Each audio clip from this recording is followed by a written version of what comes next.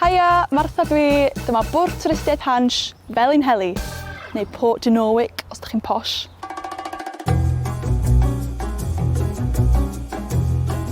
So, mae Felinheli smack bang rhwng Bangor ac Garddfon. So chi'n gallu dweud bod o fatha rhyw rose between two thorns, ond na i ddim, cos dwi'n cael fy malu gan cofis. Mae lleoliad Felinheli yn clas. Mae gennych chi night out amazing yn Garddfon ochr yna, night out amazing yn Bangor ochr yna. Mae'n creu massive dilemma i fi pan dod i bank holiday. Dwi ti'n mwyn stres ni yn meddwl am y peth.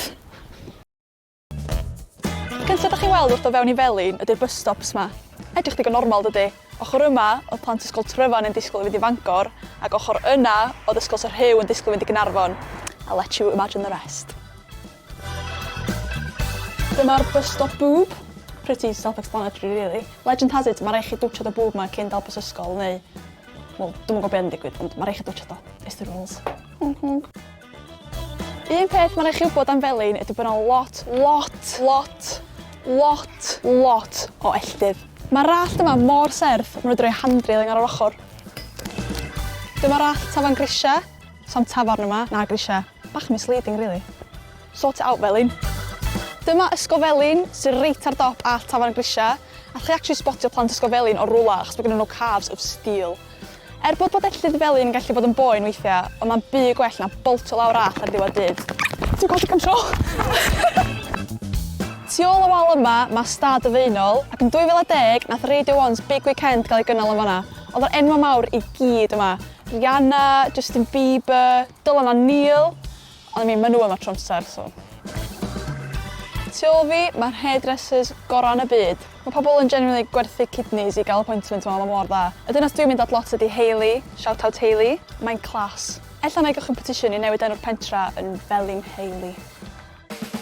Dyma'r marina sy'n reit ar waelod Felinheli, a blynyddoedd yn ôl pan oedd Felin in its heyday, oedd y llechi o Lamberis yn dod holl ar ei fama, cael roed nhw'n cychod ac oedd y cychod yn hwylio nhw allan i weddill y byd, ond rwan mae yna jyst yachts yma sy'n ond yn hwylio i'r wasnaig.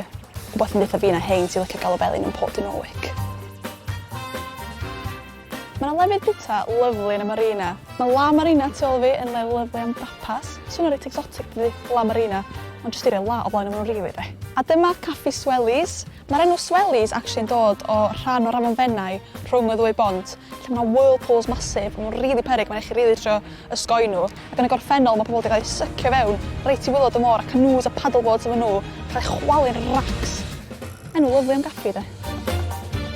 Sôn am lefydd bita, mae'r lle nesaf ma'n agos iawn at halo ni. Chan's Chinese Takeaway. Chan's ydi Mecca Felinheli. Mae pobl genuinely yn gwneud pererindod o filltiroedd i gyrraedd i fama, yn droednoedd, mae'n cymryd dyddiau, mae pobl wedi marw ar y ffordd i fama. Dyma siop Londis tu ôl i fi, unig siop o pentra ebyn wan, ond mae'n golygu bod fama yn gossip central. Wedi meddwl, actually, mae mam yn mynd i fama fatha bob dydd, dwi'n siŵr bod dim angen llefrith yn aml. Hwn di tafarn y Fic, lle daes bryd o'r gossip gafo chi yn siop Londis. Lle arall i gael peint yn Felin ydy Garddfon. Be well na gael peint oer y Garddfon, ista ar y wal, gwatchad ar hael y machlud ac wedi 2 fus ar Sîr Fôn. Wel, dim pawb ar Sîr Fôn, just rei. Mae Garddfon mor clas, mae Dylan a Neil wedi sgwennu can amdano fo, so hyn yn yr Anglesey, eat your heart out. Wel, dyna fi wedi dangos i chi o gwmpas Felinheli, a wedi cael leg workout. Dwi'n meddwl fi'n heiddi chans, wan.